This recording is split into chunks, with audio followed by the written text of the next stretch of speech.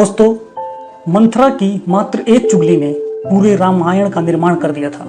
उसी तरह मामा शकुनी की निंदा भरे शब्दों और चुगली ने दुर्योधन की पूर्ण रूप से बुद्धि को भ्रष्ट किया तथा एक महाभारत की रचना कर दी थी।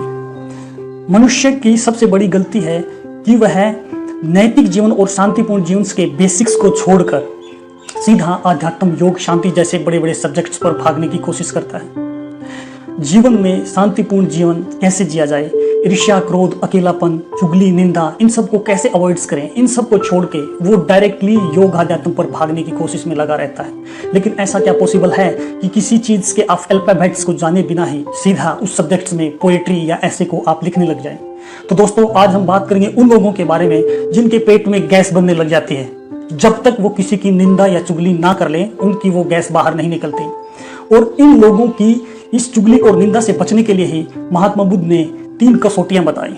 बहुत इंटरेस्टिंग स्टोरी है, वीडियो के लास्ट तक बने रहिएगा। चैनल को सब्सक्राइब नहीं किया है तो प्लीज सब्सक्राइब कर लीजिएगा।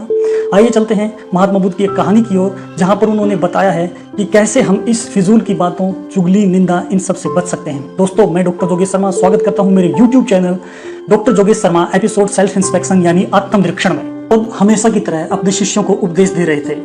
तभी एक व्यक्ति वहां आता है, बुद्ध को प्रणाम करता है और कहता है कि हे बुद्ध, मैं आपको एक बात बताना चाहता हूं जो फलां नगर का राजा आपके बारे में कह रहा था। बुद्ध तो ज्ञानी थे, वो समझ गए कि ये आदमी ठीक नहीं है और माहौल बिगाड़ने वाला है। वो उसको बोला कि हे सज्जन, रुकिए, मैं आपकी बात सुनूंगा, लेकिन उससे पहले एक छोटा सा आपको परीक्षण देना होगा। व्यक्ति बोला, परीक्षण?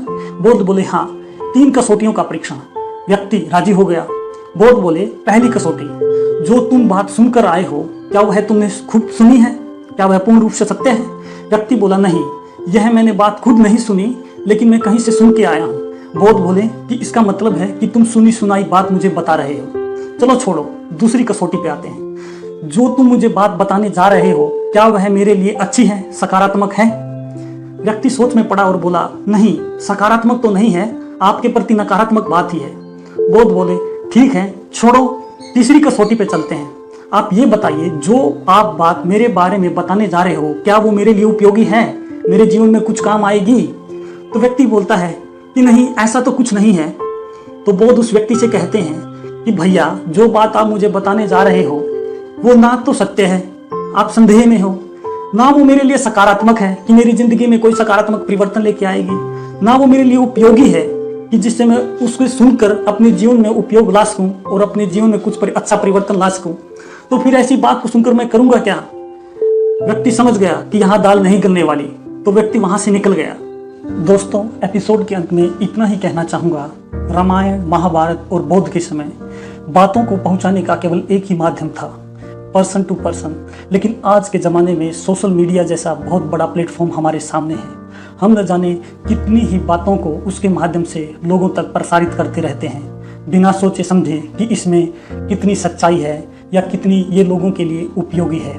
आपको शायद ये पता नहीं होगा कि जो बेफिजूली बातें आप सुनते रहते हैं वो आपको एक समय पर इंटरटेनमेंट लग सकता है, लेकिन वो बातें आपके माइंड के सबकॉन्शियसनेस पार्ट में जाकर कहीं ना कहीं छुपी बैठी रहती हैं, जो आने वाले समय में आपके जीवन में बहुत नकारात्मक परिवर्तन लाती हैं। हाल फिलहाल ही में चले चाइना और भारत को लेकर मतभेद को लोगों द्वारा तरह तरह की बातें फैलाई गई और ऐसी ऐसी इंटेलिजेंस को दिया गया, हो सकता है कि वो मिलिट्री इंटेलिजेंस सर्विस के पास भी वो जानकारियां ना हो।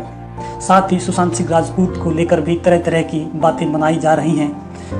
प्लीज़ इन सब चीज़ों को, नेगेटिव चीज़ों को अवॉइड कीजिए, अदरवाइज आपको हो सकता है कि वो इंटरटेनमेंट लगे, जैसा कि मैंने आपको बताया, लेकिन वो चीज़ें कहीं ना कहीं आपकी व्यक्तिगत जीवन को बहुत इफेक्ट करती हैं।